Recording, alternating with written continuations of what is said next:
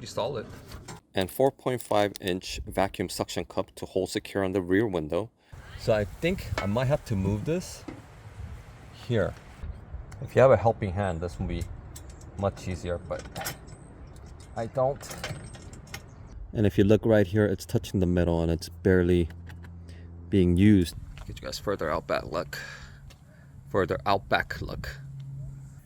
Alright guys, the Molle panel is on. Hello everyone, and welcome back to Chasing Adventures. And look what I got in the mail today. So this is from Orbis Overlanding, and it's a rack wing mounting solution. The owner also has a Subaru Crosstrek, and when he was putting his overlanding rig together, he saw a 4Runner with a similar setup, but couldn't find anyone making one for our Subaru, so he designed it and started his own company. It's pretty cool, right? Now this rack wing will pretty much fit all current Subaru models, which includes first and second gen Crosstreks, Ascent, Outback Gen 3s, Foresters, and Wilderness. And you could either get one side or both sides. And if you get both sides, you don't have to pay extra for shipping. So I got both sides, and plus I think it looks pretty cool on, if you have it on both of the sides. So let's unbox this and see what's all inside. All right, so before we get to unboxing, first thing, that's pretty cool. Made in USA.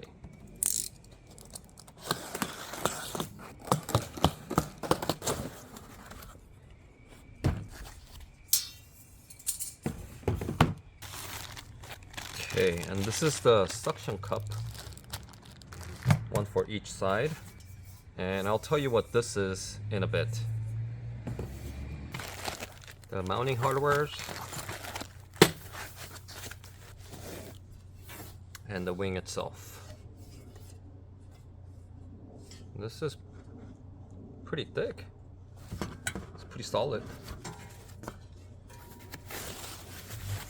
1 and 2. All right. Oh, and then you get a cool hand cooler and a sticker. Nice. And this might be the instructions. Yep, and these are the instructions. Pretty detailed, colored instructions. Good job. So the mounting brackets are made from 3/16 aluminum, and they're powder coated in black for longevity, and stainless steel mounting hardwares, and 4.5-inch vacuum suction cup to hold secure on the rear window. And it's a universal fit, so if you get one, you could either put it on the driver's side or the passenger side of the car. And many mounting options, such as roto packs, tank carrier. They also tested with the 1 gallon, 1.75 gallons, and up to 2 gallon tanks.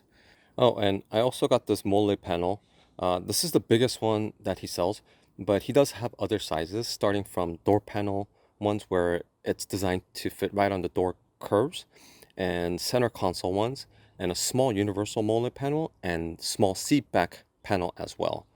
But I got the biggest one. And the Molle panels are made out of 1/8 aluminum, and their dimensions are 15 by 25 inches. And you could either fit them right behind the passenger or driver's seat, or behind the larger rear seat if you put it in a sideway like this. And it is powder coated and matte black, so it's pretty nice. And it comes with buckles for connecting your seats. So we're also going to be installing this and see how they fit.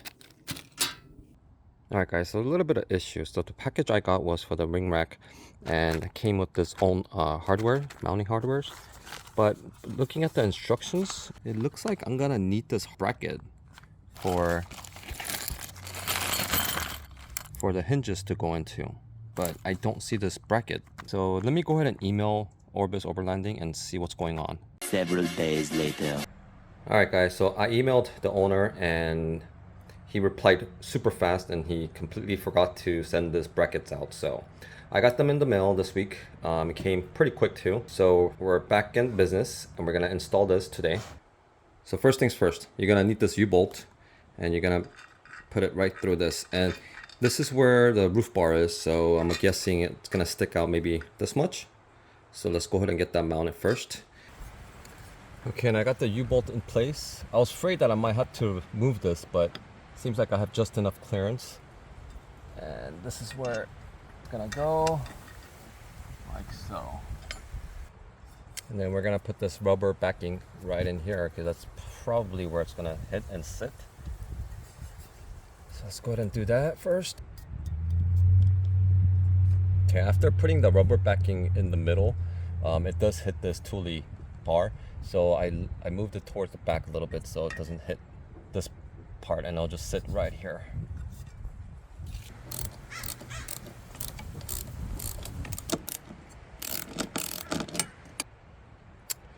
Okay, and I'm not gonna tighten it all the way. I'm gonna pre-mount the wing and see how it looks, and then we're gonna mount it. And then these hinges will be mounted here, and this will go right here like that. All right, so with the hinges placed, you could only mount it here, and this is the furthest point these hinges will go to. Now, if that's the case, it'll sit like this, but this wing mount is way towards the end of the car, so this should be right around here. So the suction cup is, has a good area to suction the cup. So I think I might have to move this here. So instead of being all the way at the back, this needs to go in between this bar. So let's unscrew these.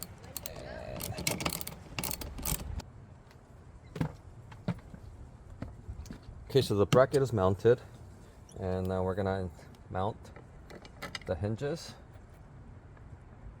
Again, same thing, hinge, spacer, and a nut. So this hinge is also adjustable. So I'm gonna put it really loose, and we're gonna put the bracket on and then see how far we need to adjust this. Okay, and I got the suction cup, and the suction cup goes right here. There's a little hole for the suction cup to be mounted.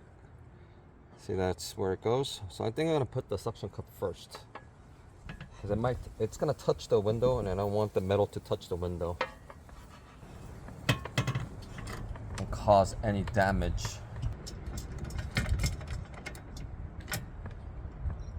If you have a helping hand, this will be much easier, but I don't. But it's still doable, one person. All right, so I got everything pre-mounted. At the lowest position, let's see if this will hit. No, still has clearance.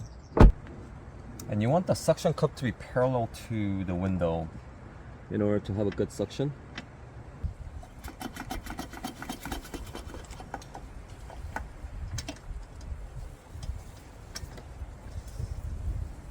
Okay, so I think I'm gonna put it at the highest point, and then we'll adjust the top portion of it. Okay guys, finally all installed. I was doing adjustments here first. What I wanted to do was, when this was unmounted or unsuctioned, I wanted the bar or the wing mount to open all the way up like this and parallel to this. So I had it mounted there and tightened.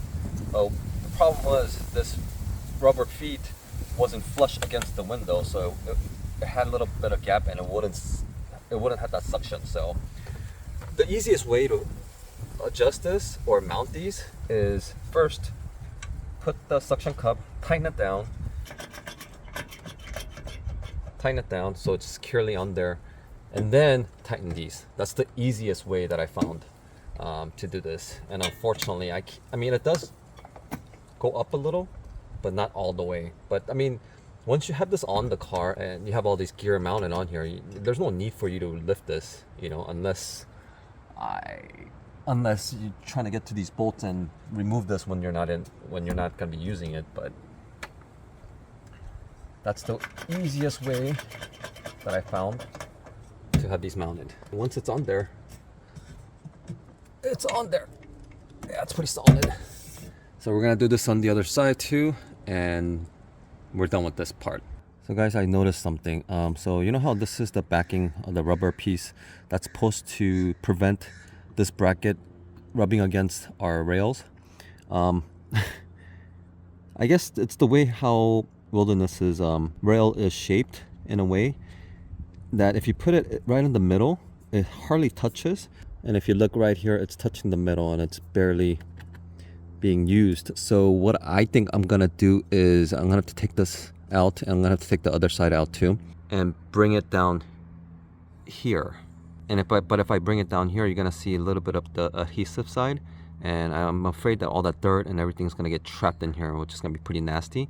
So I think I'm gonna cut it into 2 sections and tape one here and tape one here, so that way we have less chance of damaging the actual rails. But yeah, I have to do that on that side too. Fun. Well, I cut the rubber pieces, put them where it would rub against the rail, but I mean, it's like a sponge material, so it compresses so much that it doesn't make any difference. It actually touches this bar too still. It's not gonna move around, so I don't think it'll make a big difference, but I guess it's better than being up here and barely touching it. Now it's actually compressed and it's giving a little bit of support. All right, so this is secure, and we're gonna put the wing mount and be done with this side. Oh, and another quick tipper.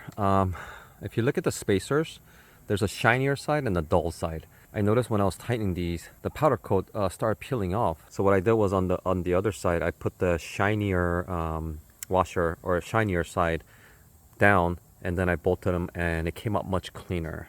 But because one side is rougher, so when these aren't tightening in, I guess it was biting into powder coat and it started ripping it up. So it's another tipper. So obviously that side came out so much better than this side, because this is the first side that I did. I should have done the passenger side first, because most of the time I'm gonna get into driver's side and I'm gonna see this all the time and it's gonna bug me, but it was my mistake, so it's okay. But I don't want you guys to make the mistake, so make sure to put the shinier side on the bottom and then tighten them. So here's the look at from the driver's side, and come around to the passenger side. It looks pretty good. I actually like it. Get you guys further outback look. Further outback look. Look at that. That looks pretty mean, right? And when I open the door, plenty of room for clearance. Yeah, so I'm very pleased with these. And then next I'm gonna put the Molle panel on the passenger side seat. This should be fairly easy. It's basically strap-ons. So you put straps here and then on the bottom, and then the Molle panel goes right on here. So let's go ahead and get that mounted. So for the Molle panels, they give you 2 buckles and some tie downs and 1 long belt. So what we have to do is we have to cut them and put these on.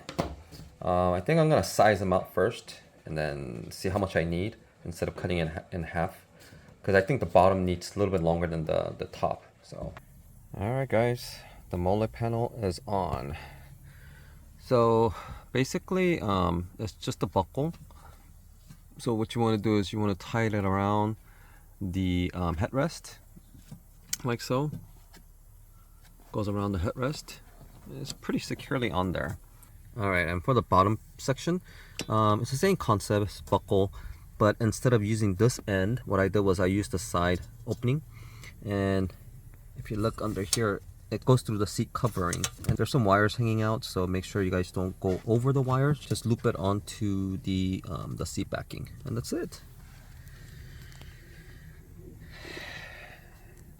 Alright guys, well that was a fun little project.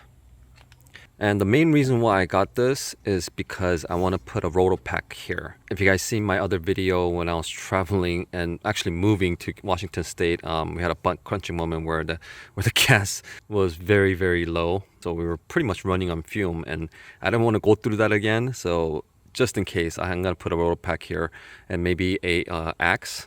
And then on the other side, I'm going to put a shovel and another roto packs on the other side. So I'm going to have two 2-gallon tanks. Once that gets here, I'll make another separate video of how it looks mounted and the installation of the roto pack. And that's it for today.